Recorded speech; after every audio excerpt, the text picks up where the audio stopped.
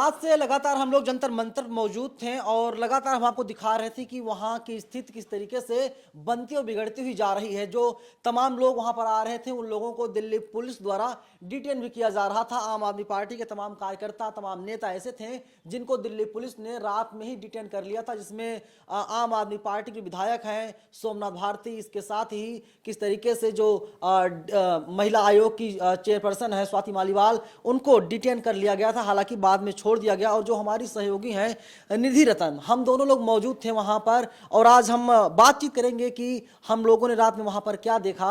अच्छा, जब हम लोग गए थे निधि जी, तो फिर वहां पर हम लोगों ने देखा कि इस तरीके से स्थिति जो है तनावपूर्ण होती हुई जा रही है। दिल्ली पुलिस के सैकड़ों जवान वहां पर तैनात कर दिए गए, जबकि आंदोलनकारी तो 10, 12, 15 हैं। हाँ, जैसा कि आप बता रहे हैं कि हम दोनों मौजूद थे। बात इसके अलावा भी वहाँ पे बहुत ऐसी चीज़ें हुई जो हम ऑन स्क्रीन नहीं दिखा पाए क्योंकि नेटवर्क की प्रॉब्लम थी। वहाँ पे जैमर लगा दिया गया था और पत्रकार हैं जर्नलिस्ट साक्षी जोशी, उनके कपड़े तक फाड़ दिए, उनको डिटेन कर लिया गया। मतलब पत्रकारों को भी नहीं छोड़ा गया। गंभीरता का विषय कि जो लोग पोडियम पे मेडल लेकर आ रहे थे, पोडियम पे खड़े होकर स्पीच दे रहे थे, भारत का गौरव थी वो बेटियां, आज उनके साथ दिल्ली पुलिस बदसलूकी कर रही है। ये शर्मिंदगी की बात है कि दिल्ली पुलिस की मौजूदगी में इस तरीके की घटना होती है, इस तरीके की वारदात को अंजाम दिया जाता है। और अब साइड विंडो में देख रहे होंगे, ये फुटेज जो देख रहे हैं ये हमने खुद रिकॉर्ड किया है, किस तरीके से वहां पे पुलिस ने जो है छावनी में तब्दील कर दिया जंतर मंतर को। और पत्रकारों को भी परमिशन नहीं है। सोचिए, पुलिस अपना काम कर रही है, समझ आता है, लेकिन पत्रकारों को पत्रकारिता नहीं करने दे रहे हैं। वो कह रहे हैं कि आप लोग रिकॉर्ड नहीं कर सकते हैं, आप लोग यहाँ पे कवर नहीं कर सकते हैं क्योंकि उसकी परमिशन नहीं है।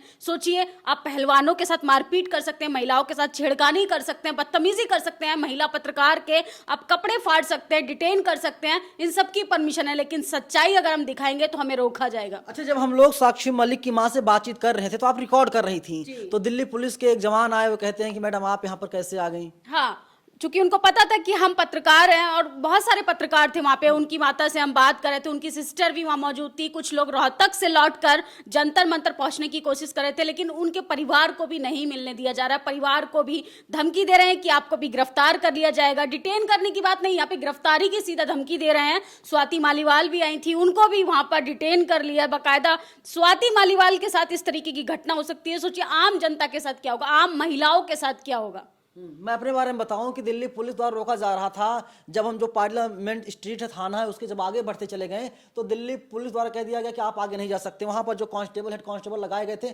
उनसे हमने कहा कि भैया आप आगे क्यों नहीं हमको बढ़ने दे रहे हैं। तो उनका साहब कह रहा था कि डीसीपी साहब का जो आदेश है, डीसीपी साहब का आदेश जो है हम लोग उसका पालन कर रहे हैं, और अगर आपको आगे जाना है तो आप जाइए, डीसीपी साहब से परमिशन लेकर के आइए, फिर हम आपको आगे जाने देंगे। यानी जहां पर ये पूरी घटना को अंजाम दिया गया, जहां पूरा आंदोलन चल रहा था बीते 12 दिनों से, वहां पर नहीं जाने दिया जा रहा था। तकरीबन वहां से 200 मीटर की दूरी पर हमको रोकने की कोशिश की जा रही थी, लेकिन किसी भी तरीके से हम लोग पहुंच गए। जो पुलिस बूथ बनाया गया है वहां तक पहुंचे, फिर दिल्ली पुलिस से कहने लगे कि आप अंदर हमको जाने दीजिए।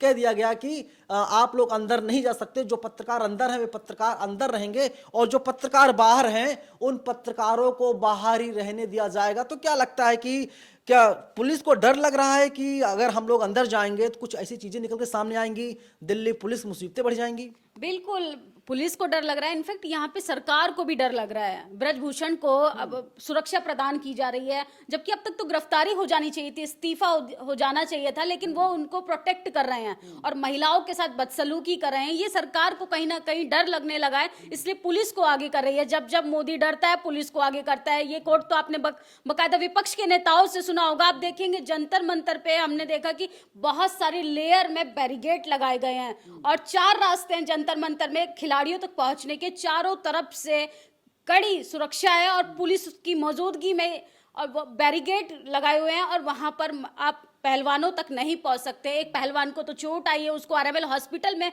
एडमिट कराया गया है। सोचिए, मेडल लाने की अगर ये सजा होती है तो मुझे लगता है कि इस देश के गौरव बढ़ाने के बारे में इस देश की बेटियां 10 बार सोचेंगी, क्योंकि उनके साथ बदसलूकी जो है अपनी चरम सीमा पर है। अमित शाह के अंडर में ही दिल्ली पुलिस काम करती है। आप सोचिए, जब यही पहलवान मेडल लेकर के आते हैं, गोल्ड मेडल लेकर के आते हैं, तो देश के प्रधानमंत्री नरेंद्र मोदी के कार्यालय से फोन जाता है, आइए नरेंद्र मोदी जी आपको मिलना चाहते हैं। और हमारे देश के प्रधानमंत्री नरेंद्र मोदी जी कहते हैं ये देश के गौरव हैं, देश के सम्मान हैं, देश की बेटियां हैं, देश के बेटे हैं।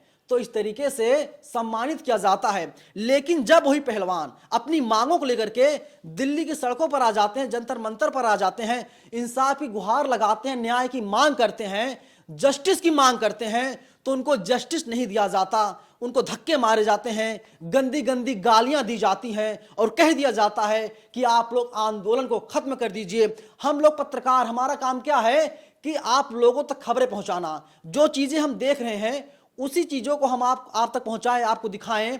लेकिन हम लोगों भी अंदर नहीं जाने दिया गया और साफ कह दिया गया कि आप लोगों की एंट्री पर बैन लगा दी गई है।